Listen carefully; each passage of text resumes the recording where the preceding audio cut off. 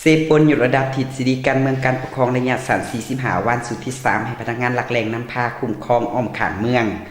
พิธีเปิดศึกอบรมทฤษฎีการเมืองการปกครองระยะสั้น45 วันสุดที่ 3ให้พนักงานหลักแหล่งนำพาคุ้มครองอ้อมข้างเมืองได้ไขขึ้นอย่างเป็นทางการในตอนเสาร์วันที่ 9 กุมภาพันธ์ 2017 ที่ผ่านมาอยู่สโมสรหอว่าการเมืองเซปนแขวงสวรรณเขตโดยเป็นเกียรติเขาห่วมทานวงเพชรไซเสงวนห้องเลขาพรรคแขวงหัวหน้าโฆษณาอุพงแขวงทานวงไซสยจักรห้องเลขาเมืองห้องเจ้าเมืองเซปนเขาหัวหับฟังมีบรรดาทานหัวหน้าคณะของการอ้อมข้างนักศึกษาเขาหัว80 กว่าคนท่านสุขดาราเทพไซกรรมการพรรคเมืองหัวหน้าของการโฆษณาอุพงเมืองขึ้นผ่านแผนการเปิดสุบำรุงทฤษฎีการเมืองการปกครองระยะสั้น45 วันให้พนักงานหลักแหล่งของเมืองเซปนแขวงสวรรณเขตซึ่งท่านได้กล่าวว่าเพื่อเป็นการยกระดับความรู้พื้นฐานและความเข้าใจที่ถูกต้องกับทฤษฎีมาร์กเลนินแนวทาง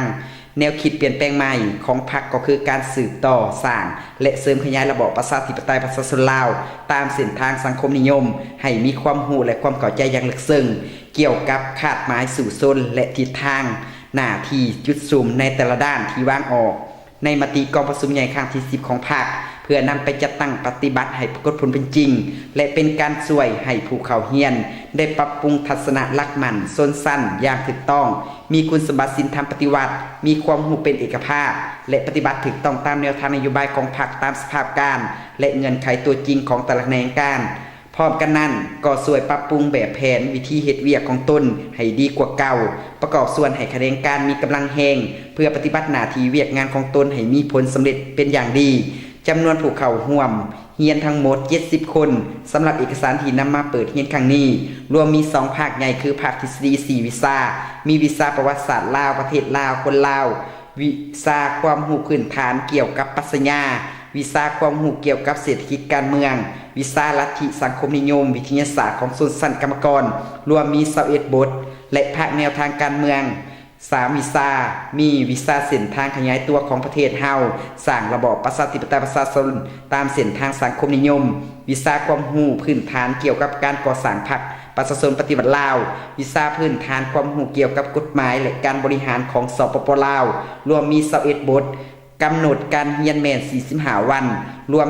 315 ชั่วโมงในนั้นชั่วโมงขึ้นห้อง165 ชั่วโมงชั่วโมงค้นคว้าด้วยตนเอง25 ชั่วโมงชั่วโมงสอบเสียง23 ชั่วโมงจำนวนชั่วโมงเขียนบทเก็บเกี่ยวกะเกียมสรุปและมอบใบยังยืน23 ชั่วโมงภายหลังเรียนจบผู้เข้าเรียนจะได้รับใบยังยืนเทียบเท่าทฤษฎีสั้นต้นจากโฆษณาอุพมแขวง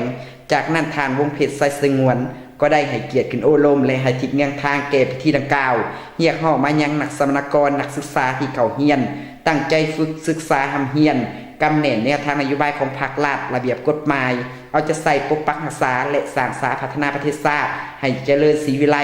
และกล่าวเปิดศึกอบรมทฤษฎีการเมืองปกครองระยะสั้น45 วันอย่างเป็นทางการ